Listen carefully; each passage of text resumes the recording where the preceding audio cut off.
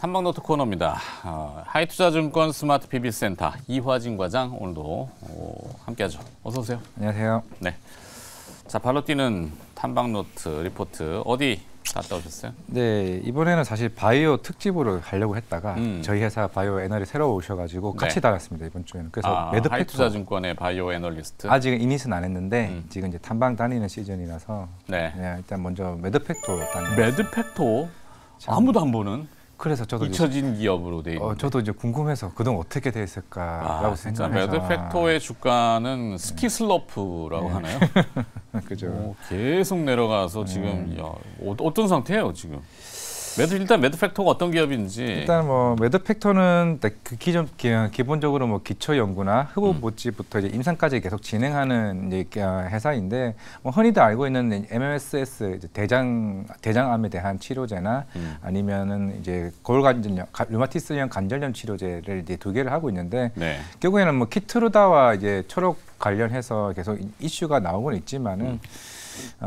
결국에는 임상 3상이 끝나봐야 조금 이제 흐름이 좋은데 뭐 매드팩토는 가지고 있는 이게 흔히 말하는 벡터 서티비라고 해서 네. 이게 우리가 암세포를 죽이는 게 아니라 암세포를 죽이기 위해 도와주는 역할. 그렇죠. 보조적인. 그래서 병용 투여. 병용 투여 모든 대부분 뭐 표적 항암제나 아니면은 관련 뭐 항암 치료제 관련 대부분은 다 병용요법을 할 수 있는 역할을 하는 게 벡터 서티비라고 말씀드릴 수가 있을 것 같습니다. 네, 그 양리 전달 뭐 상식적으로 그렇죠. 그러니까 고형암이 됐건 혈액암이 됐건 그 고형암이면은 그 타겟하는 부위에다가 정확히 물질을 전달을 해줘야 되는 과정들 그게 좀 어렵고 뭐 그 물질 자체도 또 여러 가지 복합성이 있죠. 그러니까 타겟팅은 효용증이 있지만 주변의 정상 세포도 영향을 주고 막 이런 것도 있고. 하여튼 암이라는 게 참 아직까지도 난치병으로 최근에 이제 AI가 워낙 이슈가 되다 보니까 곧 정복될 것 같은 기대감을 또 갖게 되는데 아직은 뭐 결과가 크게 이슈되는 건 없는 것 같고. 자, 일단은 현재 키트루다가 좀 부각되는 건 맞는 것 같은데 벡터 서팁? 네, 벡터 서팁. 이게 그 매드팩토의 신약 물질인가요?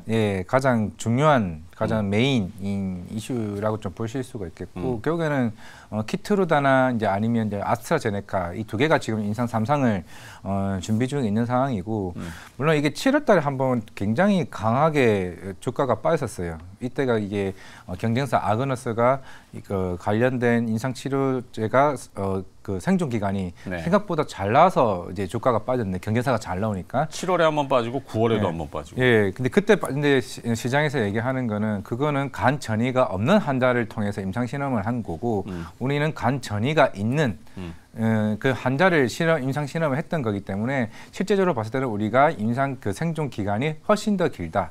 라고 좀 생각을 하고 있기 때문에 절대 데이터적인 측면에서는 우리는 굉장히 좋은데 이게 시장에서는 계속 이게 안 좋은 흐름만 자꾸 얘기가 나오고 있으니까 그래서 좀 조금 결국에는 답을 찾기 위해서는 결국 결과가 나와야 되고 임상 3상이 잘 나와야 이게 투심이 뒤바뀌지 이게 사실 바이오 투자라는 게 이게 곧 좋아질 거다, 데이터는 좋다라고 한다고 해서 주가가 올라가지는 않더라고요. 결국에는 결과가 좋고 아니면 라이센스 아웃이 나오든가 아니면은 실제로 빅파마에서도 인정하는 부분이 좀 나와줘야 되지 않나라고 생각을 하고 있습니다. 그렇죠. 뭐 중간 결과라도 이제 뭐가 들어와야 될 텐데 바이오 기업들 중에서도 전형적으로 지금 약간 구렁텅이로 들어가는 느낌에 왜냐하면 이제 돈은 자꾸 떨어지잖아요. 테스트를 하려면 비용들이 많이 들어가고.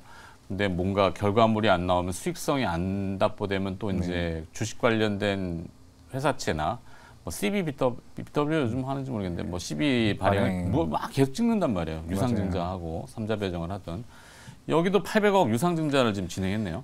결국에는 어쩔 수 없는 것 같습니다. 대부분의 이게 자금 조달 이슈가 있는 회사들 같은 경우는 결국 임상 실험을 이제 임상 3상을 하기 위해서는 워낙 이제 비용이 많이 3상까지는 엄두도 안 나고 그렇죠. 1상, 2상 에서 이제 라이아웃을 그리고 이제 기존에 있는 MP2021이라고 이건 이제 IND 신청을 하는 거라서 결국에는 이제 임상 3상이든 뭐든 이제 원래는 한 1,100억 정도 자금 조달을 하려고 했었습니다. 근데 주가가 계속 빠지다 보니까 그만큼 오히려 비용에 대한 부담이 계속 생길 수밖에 없는 거고 결국에는 내년에 뭐 대장암 IND 신청이나 이런 이슈가 조금 시장을 바뀔 수 있지 않을까라고 생각을 하고 있는데 제가 봤을 때는 끝까지 좀 가봐야 키트로다랑 이런 병역요법이 좀 성공적으로 나와줘야 좀 시장에서는 조금 먹히지 않을까 생각을 하고 있습니다. 네.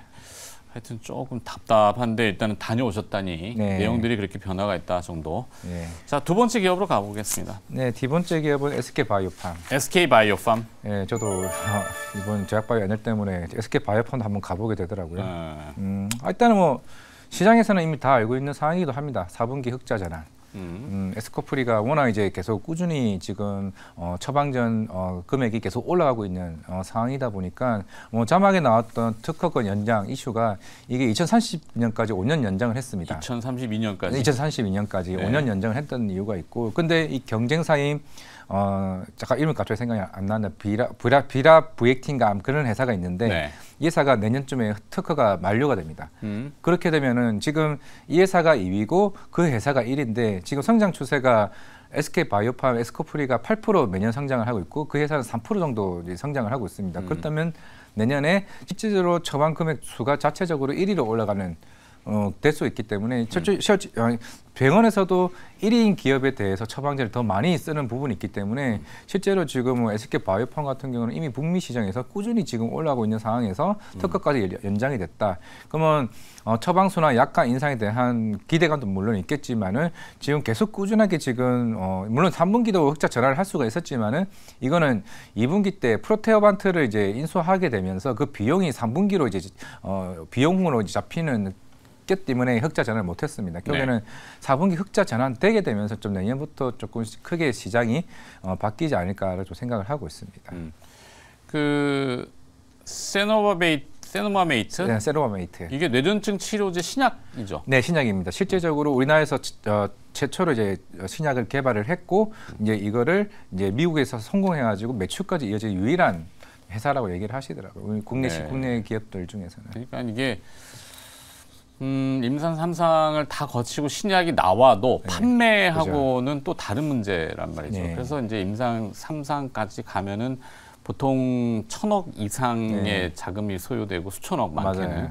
그다음에 완성품을 만들어도 판매 라인들 이게 또 다른 문제. 의사들이 약을 안 써주면은 네. 아무 만족이 없거든. 그러니까 이런 것들을 함께 해서 보통은 빅파마한테 넘기잖아요. 네, 맞아요. 라이아웃을 하는데 신약 후보 물질의 기술 수출이 아닌 의약품 실적만으로도 연내 흑자 달성이 가능하다고. 여기는 포트폴리오가 조금 다양한가요? 거의 97%가 이거 에스코프리 이거 하나만 되고 있고 이제 나머지 3%는 수면 장애라고 해서 이게 솔리안 페톨이라고 해서 이게 3%밖에 되지는 않습니다. 워낙 이제 에스코프리가 빠르게 지금 매출이 올라오고 있는 부분이었고. 당연히 회사 입장에서도 제품의 포트폴리오를 좀 많이 나누는 게 좀 맞다라고 생각을 하고 있고 카리보 메이트라고 해서 그것도 지금 이제 임상 3상을 준비하고 있는 상황이기 때문에 네. 한 적어도 뭐 2, 3년 아니면 늦어도 5년 안에는 이제 포트폴리오가 적어도 3-4개 정도 파이프라인이 좀 나온다고 하게 되면은 SK바이오팜은 어느 정도 자금력도 충분히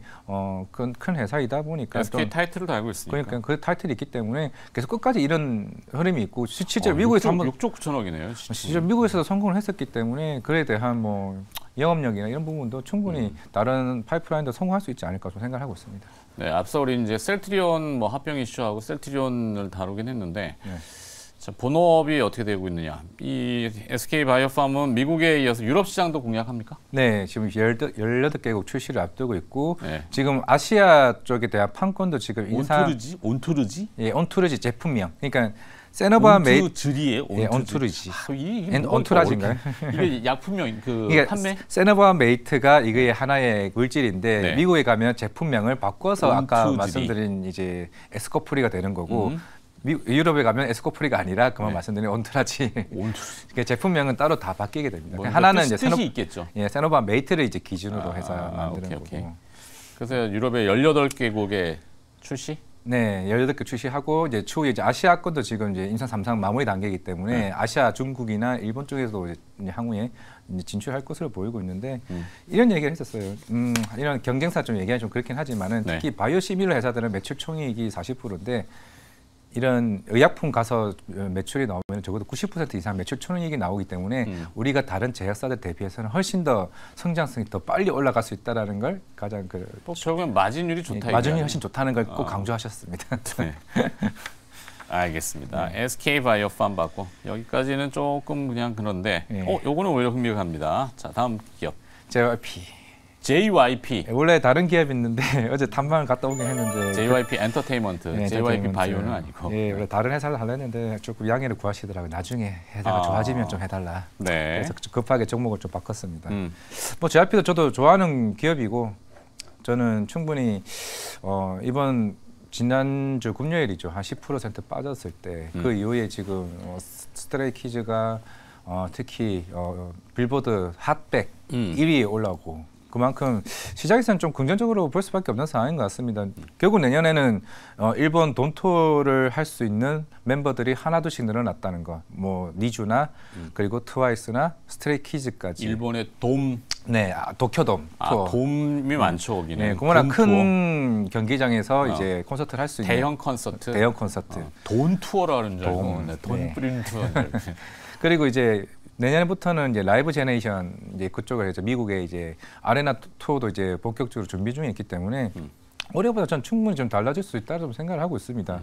그만큼 이제 빌보드에 들어간 BTS 다음으로 보이그룹이 이제 스트레이키즈고 그리고 제일 중요한 건 12월 1일 날 그 V차라고 해서 그 미국 현지인 걸그룹 그게 JYP에서 최초로 이제 걸그룹이 데뷔를 하게 되는데 저는 이걸 굉장히 좀 중요시하기로 생각을 하고 있습니다. 네. 우리나라에서 만든 걸그룹이 아니라 실제로 미국에 있는 현지인이 미국 시장에서 성공을 한다. 그만큼 한국인에 대한 한국 회사에 대한 프로듀싱에 대한 능력에 대한 좀 인정을 받을 수 있는 부분이 아닌가로 좀 생각을 하고 있기 때문에 물론 12월 이제 V차가 이제 프리싱글 데뷔를 하게 될 거지만 만약 여기서 성공한다 그러게 되면은 그럼 JYP에 대한 밸류도 굉장히 크게 좀 높아질 수 있는 부분이고 그리고 중국 쪽도 프로젝트 C도 지금 준비 중에 있는 상황이기 때문에 이제 결국에는 다국가의 이제 JYP에 대한 이름이 걸고 넘어질 수 있는 부분이기 때문에 저는 JYP 내년 충분히 좀 좋아진다라고 생각을 하고 있습니다. 네. 며칠 전에 박진영 CCO가 이게 뭐였죠? Chief Convergence Officer, 최고 융합 책임자 이런 의장이라고 하잖아요. 타이틀이 네. 뭐 신기한 것들이 많은데 하여튼 CEO에 이어서 CCO, 그러니까 박진영 CCO라고 하네요 지금. JYP 엔터테인먼트 주가에 대해서 언급을 하셨어요? 네, 이례적인데 매수적기라고? 물론 그 편한 방송에서 그런 얘기를 하셨는데 너무 싸다고 자기가 소프트한 방송에서 내가 돈이 있으면 당장 지금 사고 싶다. 근데 이거는 뭐 3년 당연히 얘기할 수 있는 거죠. 3년 5년 뒤를 우리 회사 난 자신이 있는데 뭐 이렇게.